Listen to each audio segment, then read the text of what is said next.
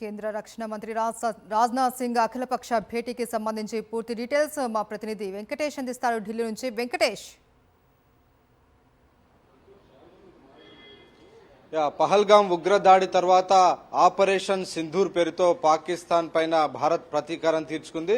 ఈ ఆపరేషన్ కు సంబంధించిన అన్ని వివరాలను ఈరోజు అఖిలపక్ష సమావేశంలో ప్రభుత్వం వివరించింది. కేంద్ర రక్షణ శాఖ మంత్రి రాజ్నాథ్ సింగ్ నేతృత్వంలో జరిగిన ఈ సమావేశంలో కేంద్ర విదేశాంగ శాఖ మంత్రి జయశంకర్, అలాగే కేంద్ర హోంశాఖ మంత్రి అమిత్ షా కూడా పాల్గొన్నారు. ఈ ఆపరేషన్ ఎలా జరిగింది, ఎక్కడెక్కడ ఎంత డ్యామేజ్ జరిగింది, దీనికి సంబంధించినటువంటి అన్ని వివరాలు కూడా ఇచ్చారు. 1:05 నుంచి 1:30 వరకు నిన్న అర్ధరాత్రి జరిగినటువంటి 25 నిమిషాల ఆపరేషన్ లో కంప్లీట్ గా పాకిస్తాన్ లోపలికి 100 కిలోమీటర్ లోపలికి దూసుకెళ్లి జైషే మహమ్మద్, లష్కర్ ఇ తోయిబాకు సంబంధించినటువంటి హెడ్ క్వార్టర్స్ అన్ని కూడా ధ్వంసం చేసిన దానికి సంబంధించినటువంటి కంప్లీట్ డీటెయిల్స్ అన్ని కూడా ఈ రోజు అఖిలపక్ష సమావేశంలో షేర్ చేసుకున్నారు. సో ఈ సమావేశం ముగిసింది. సమావేశం ముగిసిన తర్వాత ప్రతిపక్ష నేత రాహుల్ గాంధీ మాట్లాడారు. ఉగ్రవాదానికి వ్యతిరేకంగా తీసుకునేటువంటి అన్ని చర్యలకు కూడా తమ పార్టీ మద్దతు ఇస్తుందని క్లియర్ గా స్పష్టం చేశారు. ఎందుకంటే నిన్న ఆపరేషన్ తర్వాత పాకిస్తాన్ సరిహద్దులో పెద్ద ఎత్తున కాల్పులకు తెగబడుతున్నటువంటి సందర్భం మనం చూస్తున్నాం. పౌరులను, జనావాసాలను, గురుద్వారాలను లక్ష్యంగా చేసుకుని పెద్ద ఎత్తున కాల్పులు చేస్తుంది. దాదాపు 16 మంది సామాన్య ప్రజలు, అమాయకులు చనిపోయారు. సో ఈ నేపథ్యంలో కేంద్ర ప్రభుత్వం పాకిస్తాన్ కు గట్టి బుద్ధి చెప్పే దిశగా ఇప్పటికే ప్రణాళికలు రచిస్తోంది.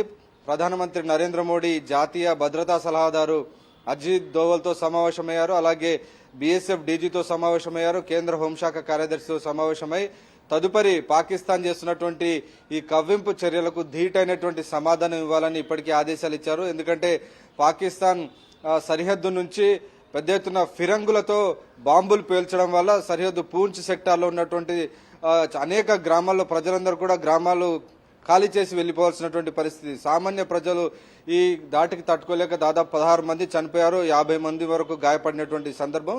సో పౌరులను రక్షించేటువంటి క్రమంలో వారందరినీ అక్కడికి తరలిస్తున్నటువంటి నేపథ్యంలో పాకిస్తాన్ కు గట్టి జవాబు చెప్పాల్సినటువంటి అవసరం ఉంది. పాకిస్తాన్ ఆర్మీ అంతర్జాతీయ చట్టాలను ఉల్లంఘిస్తోంది, కాల్పుల విరమణ ఒప్పందాన్ని కూడా ఉల్లంఘిస్తోంది. సో చాలా విచ్చలవిడిగా పాకిస్తాన్ ఆర్మీ వ్యవహరిస్తున్న నేపథ్యంలో భారత ఆర్మీ కూడా క్లియర్ గానే చెప్పారు. ఇటు బీఎస్ఎఫ్ కంప్లీట్ గా అంతర్జాతీయ సరిహద్దును బీఎస్ఎఫ్ కాపలాగాస్తుంది, ఎల్ఓసిని రాష్ట్రీయ రైఫిల్ కాపలాగాస్తుంది. సో వీరిద్దరు కూడా స్పష్టమైనటువంటి ఆదేశాలు ఇచ్చారు. పాకిస్తాన్ చేసేటువంటి కాల్పులకు టిట్ ఫర్ టాట్ గా ఖచ్చితమైనటువంటి జవాబు ఇవ్వాల్సిందే.